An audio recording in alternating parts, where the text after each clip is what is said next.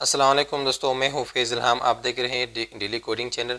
आज हम लोग स्टार्ट करने वाले हैं क्लास 2। फर्स्ट क्लास में हम लोगों ने पढ़ा था कि एचटीएमएल और सीएसएस की बेसिक इंट्रोडक्शन क्या है, उसी के बारे में हम लोगों ने पढ़ा था। अब सेकंड क्लास में हम लोग पढ़ेंगे कि कैसे हम लोग वीएस विजुअल स्टूडियो कोड में हम लोग कोड कैसे एडिट करते हैं और उसकी आउटपुट कैसे देखते हैं ब्राउज़र क्रोम में। तो चलिए शुरू करते हैं। सबसे पहले आपको डेस्कटॉप पे एक फ़ोल्डर बनाना होगा। यहाँ पे फ़ोल्डर जो भी नाम देना है आप दे सकते हो। मैं फेज़ नाम दे दूंगा, फेज़। और ये फोल्डर यहाँ पे मैंने रख दिया, ठीक है। अब वीएस कोड ओपन करेंगे। वीएस कोड ओपन करने के बाद आपको डायरेक्ट वही फोल्डर खोलना होगा। फाइल ओपन, वही फोल्डर खोल दो। डेस्कटॉप पे पड़ा हुआ है, फेज़ नाम से फोल्डर है, सेलेक्ट फोल्डर कर दो, ठीक है।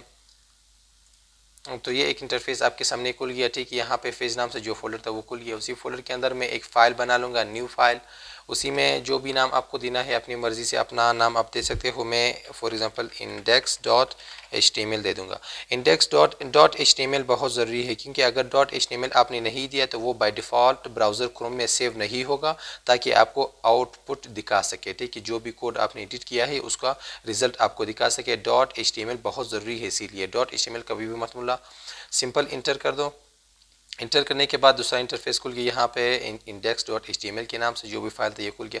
आप कुछ भी यहाँ पे लिख लो और वहाँ पे आउटपुट आपके सामने आएगा, ठीक है। फॉर एग्जांपल मैं लिखता हूँ this is my first video is about HTML and CSS। ये मैंने लिख लिया, ठीक है। अब कंट्रोल ए से सिंपली सेव कर दो। उसी फोल्डर में जाओ जिस फोल्डर में हम लोगों ने सेव किया था, ठीक है। फोल्डर के अंदर index.html के नाम से फाइल बन गया। .html नहीं है क्योंकि वो उसका एक्सटेंशन है और बाय डिफ़ॉल्ट क्रोम में सेव हो गया, ठीक है।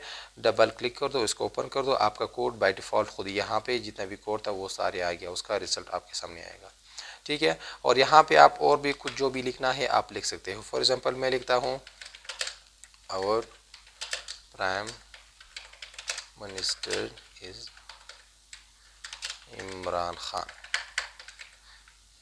ठीक है। प्राइम मिनिस्टर इमरान खान मैंने लिख लिया। कंट्रोल ए से सिंपली सेव कर दो और वहाँ पे ब्राउज़र में जाओ। यहाँ पे आप F5 से भी रिफ़्रेश कर सकते हो और यहाँ से भी मैनुअल तरीका है जो रीलोड कर सकते हो। रिफ़्रेश कंट्रोल R से भी कर सकते हो। सिंपल मैं यहाँ से रीलोड करता हूँ, ठीक है। और prime minister is Imran Khan, जो भी आपको लिखना है वो सारे कोड इसी तरह यहाँ पे आएगा। यहाँ से आप सिर्फ रिफ़्रेश कर दो।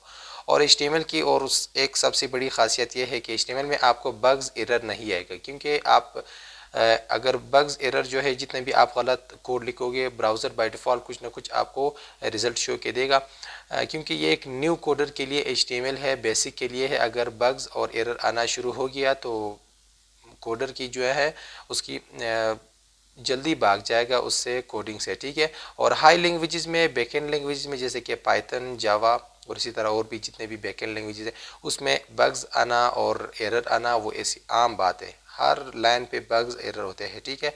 यहाँ पे जितने भी गलत लिखोगे आपको एरर नहीं आएगा। उम्मीद करता हूँ आप लोगों को समझ आया होगा कि कैसे हम लोग कोड लिखते हैं और कैसे उसकी आउटपुट देखते हैं। नेक्स्ट वीडियो में फिर मिलते हैं। उसी वीडियो में हम लोग देखते हैं कि कौन सी टैग्स क्या होते हैं, टैग्स के बारे में पढ़ते हैं और कौन से टैग्स बेसिक, कौन सी टैग ज़रूरी है HTML के अंदर एक बेसिक कोडर के लिए। 4 टैग बहुत ज़रूरी है एक बेसिक कोडर के लिए। तो सबसे पहले फिर हम लोग वही से स्टार्ट करते हैं।